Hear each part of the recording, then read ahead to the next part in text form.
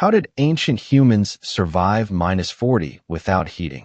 Imagine opening your eyes thousands of years ago. The world outside is not morning. It is white, silent, and cold enough to kill.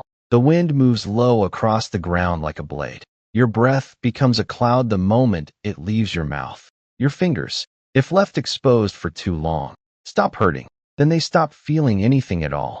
You have no radiator, no electric blanket, no down jacket, no thermostat on the wall. You do not even have what most people today would call a real house.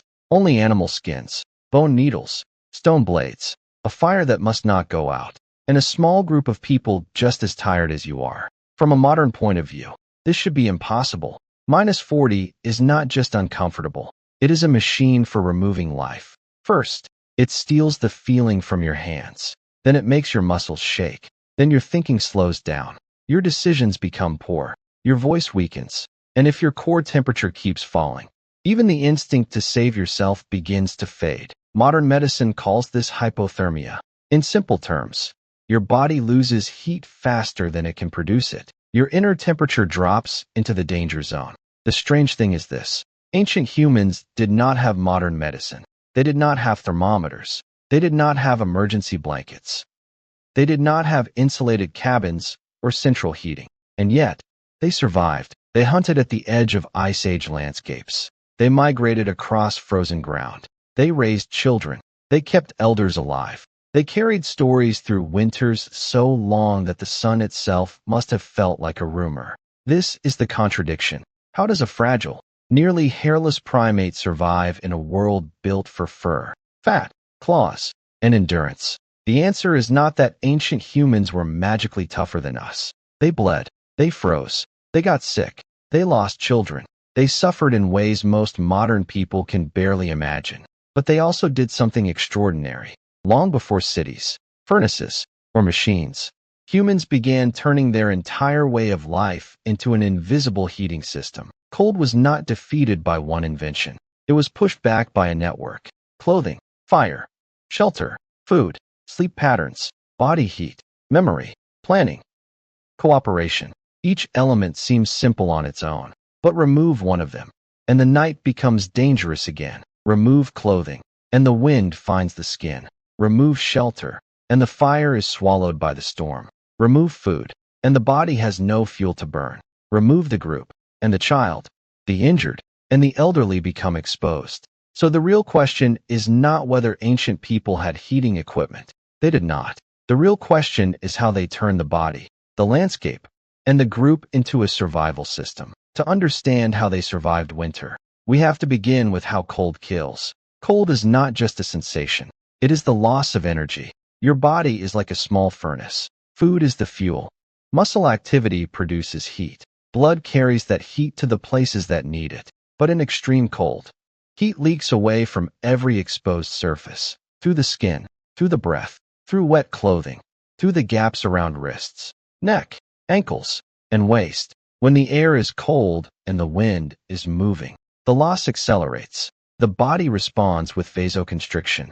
That means the blood vessels near the skin tighten. In simple terms, the body pulls warm blood away from the outer edges and protects the core. The hands get cold first, then the feet, then the face. The body is making a brutal choice. Save the heart, save the lungs, save the brain, let the fingers suffer. Then comes shivering. Shivering is not useless trembling. It is emergency heat production. The muscles contract again and again, burning energy to make warmth. But shivering has a limit. It needs calories. It needs hydration. It needs shelter from wind. If you are hungry, wet, exhausted, and exposed, shivering is not salvation. It is only a delay. This is why ancient humans could not simply be brave. Bravery does not stop heat loss. Courage does not dry wet boots. Discipline does not replace calories. The first principle of survival was not to feel warm. It was to stop warmth from escaping. That is what clothing does. A good winter garment does not create heat. It traps the heat your own body has already made. Animal fur was one of the most powerful materials ancient people could use. Many cold-adapted animals have hair that traps air, and air, when it is held still, is a poor conductor of heat. In simple language, trapped air becomes an invisible wall. It slows the escape of warmth. That is why Arctic clothing traditions often used caribou or reindeer hide, seal skin, and carefully layered fur garments. This was not just wrapping yourself in a dead animal. It was material engineering. A layer close to the body, a layer to block wind. Fur turned inward to hold heat. Fur turned outward to shed snow. Cuffs pulled tight. Neck openings closed. Boots insulated and dried. Every seam mattered. Every gap mattered. In deep cold, the difference between a loose skin and a fitted garment could be the difference between life and death. This is why bone needles are so important. Archaeologists have found Paleolithic bone and ivory needles at ancient sites. They are small objects, easy to overlook, but they may represent one of the great revolutions in human survival. A needle means more than sewing. It means fitted clothing, repair, layering, planning. It means a person could turn raw animal skin into a shaped protection system, not just a covering, a second skin. The second principle was shelter from wind. -40 is already severe, but wind makes it worse. Wind strips away the thin layer of warm air that forms around the body and clothing. So ancient people had to find or build places where air would stop moving. Caves helped. Rock shelters helped. But not every landscape offered caves. On cold open plains, humans used whatever the land gave them. In parts of Ice Age Eastern Europe, archaeologists have found structures made with large quantities of mammoth bones. The Mezhyrich site in Ukraine is one of the famous examples. Researchers still debate exactly how every structure was used, but the evidence shows something important. Humans were not passively hiding from cold. They were rethinking the materials around them. Bone could become a frame. Hide could become a cover. Earth, turf, and snow could seal gaps. Fire could be placed inside or nearby. A shelter did not need to look like a modern house. It only needed to do three things: block wind, hold heat, allow bodies to gather. And snow itself could become insulation. This feels strange at first. Snow is cold. How can cold snow keep anything warm? Because loose snow traps air between its crystals. Again, trapped air slows heat loss. This is the same principle behind many insulating materials. A snow shelter does not warm you because snow is hot. It protects you because it separates the inner space from the moving cold outside. The most surprising truth is this: in extreme cold, survival is not always about producing massive heat. It is often about protecting tiny heat, the warmth of one body, the glow of one lamp, the embers of one fire, the breath of people sleeping close together. Ancient winter survival was the art of not wasting what little warmth existed. Now lower the camera, not to a palace, not to a village with streets and walls, but to a temporary camp on the edge of an Ice Age plain. Let us imagine a young mother named Mara. She is sitting under a hide covering while the wind presses against it from outside. In her arms is a child too young to speak. The child's face rests against her chest. The breathing is small, soft, almost hidden beneath the sound of the storm. The fire is low, not dead, but close. Mara does not sleep deeply. She cannot. Every so often, she touches the child's feet, still warm. Only then does her body release a little of its fear. On a night like this, a cold foot is not a small problem. It may mean the wrapping has loosened, or the bedding has become damp, or the child has rolled too close to the edge of the shelter, or Mara herself is too exhausted to keep offering heat. Beside her sits an older man. Let us call him Oren. He cannot travel as far as the young hunters anymore. His knees ache in winter. His hands are stiff. But he knows things the young do not know. He knows which dry grass works best beneath sleeping skins. He knows when a fire is burning too fast. He knows that too much flame can waste fuel and fill a shelter with smoke. He knows where children should sleep. In the middle, where young adults should sleep. Toward the outside. Who tends to wake before dawn? Who can be trusted to add fuel without letting sparks catch the hides? This knowledge is not written down. There are no books. There are no diagrams. It exists because people survived previous nights. It exists in memory, in habits, in repeated corrections, in the quiet authority of someone who has seen winter before. Suddenly, a seam near the windward side opens. A line of snow dust blows in. Mara wakes at once. She does not scream. She wraps the child tighter between two layers of skin. Oren reaches for a bone needle and a strip of hide. Another adult crawls toward the entrance and presses frozen earth against the gap. No hero enters the scene. No single person saves everyone. Each person does one small thing. One patch, one movement of the child inward, one piece of fuel placed at the right time, one body shifted to block a draft. Morning comes. The child is alive. That is the real drama of Ice Age survival. Not one human defeating nature, but a group refusing to let one person face nature alone. In deep cold, a family was not only an emotional unit, it was a thermal unit. The mother's body was a furnace for the infant.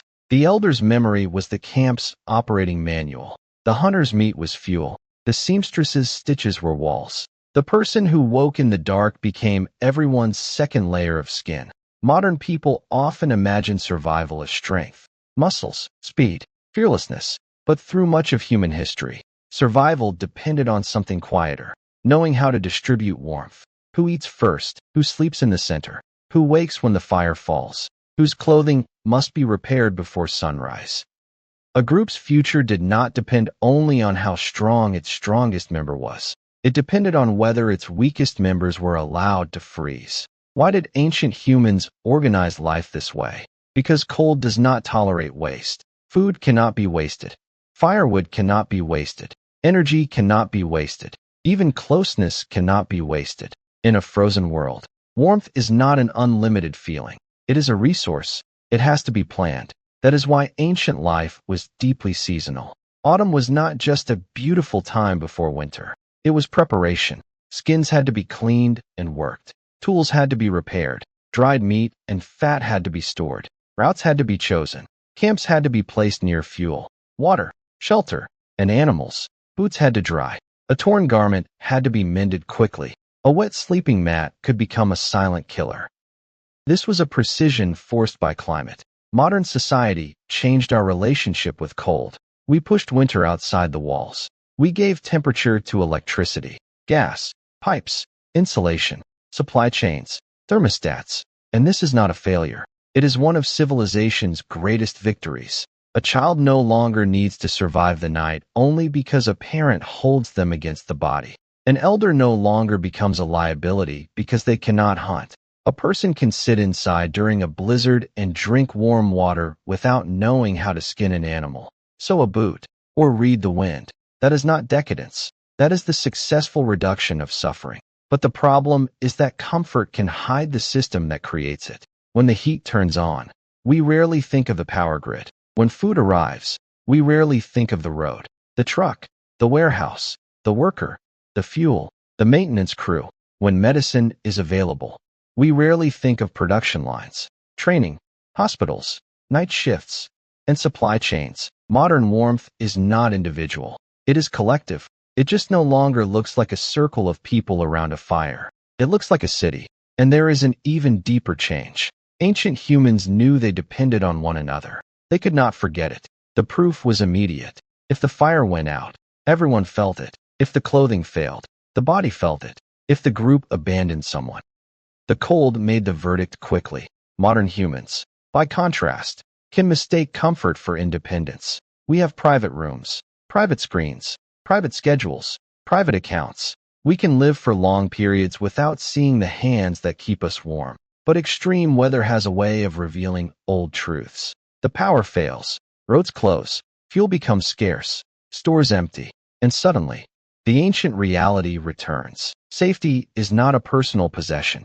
It is a network, a set of relationships, a set of systems, a promise that when the cold comes, someone will not be left outside. So how did ancient humans survive -40 without heating equipment? Not because they were immune to cold, not because their bodies were mythical. Cold harmed them as it harms us. They shook, they suffered, they lost people, and not because they had one secret invention. The real answer is more profound. They turned life itself into a heating technology.